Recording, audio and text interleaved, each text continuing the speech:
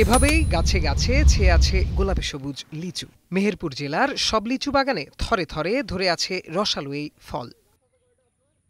মেহেরপুরে মূলত আটি, বোম্বাই ও China three জাতের লিচুর চাষ হয়ে থাকে। এবার ৭১৫ হেক্টর জমিতে চাষ হয়েছে লিচুর, যা গেলবারের তুলনায় অনেকটাই বেশি।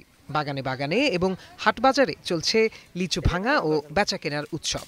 জেলার চাহিদা পূরণ করে এখানকার লিচু যাচ্ছে দেশের অন্যান্য জেলায়।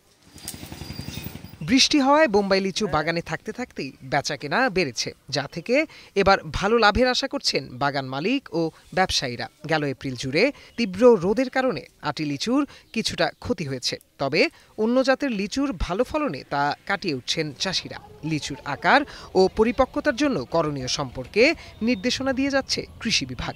রোদের কারণে মাল গাছে খুবই সীমিত আছে, তো আল্লাহ ভালাই করলে এতেও লাভবান হয়তো আল্লাহ করতে পারে। বছরে কিছু দাম ভালো আছে বলি আমরা হয়তো কিছু আশাবাদী করছি কিছু পাবো। আবহাওয়া এরকম থাকে বা 20 থেকে 25 দিন, তাহলেই হয়তো মানে চাষিরা লাভবান কিছু হতে পারবে।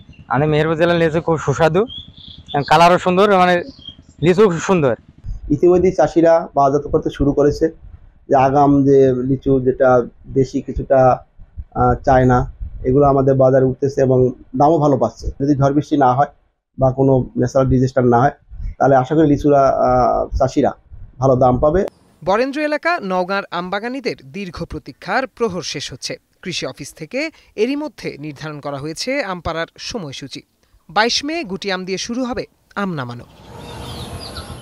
এবছর মোট ৩৩,৩০০ হেক্টর জমিতে ব্যানানা ম্যাঙ্গো, মিয়াজাকি, কাটিমন, দেশি বিদেশি মিলে প্রায় ১৬ জাতের আম চাষ করেছেন চাষিরা, যা থেকে ৪,৩১,৫০০ টন আম উৎপাদনের আশা।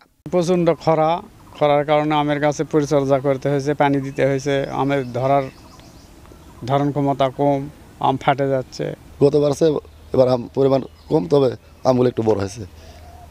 আমার প্রতি একটু পরিশ্রম করা লাগছে, পাইটে ঢাল লাগছে। গত বছরের থেকে এবার আমটার দাম মনে হয় পাবো। আম চাষিরা বলছেন, এবছর প্রচণ্ড তাপপ্রবাহ ও খরায় অনেক আমের গুটি ঝরে পড়েছে। গাছে আম কিছুটা কম থাকলেও গেলবারের তুলনায় ভালো দাম পাওয়ার আশা বাগানীদের। প্রত্যয় দাস, এখন।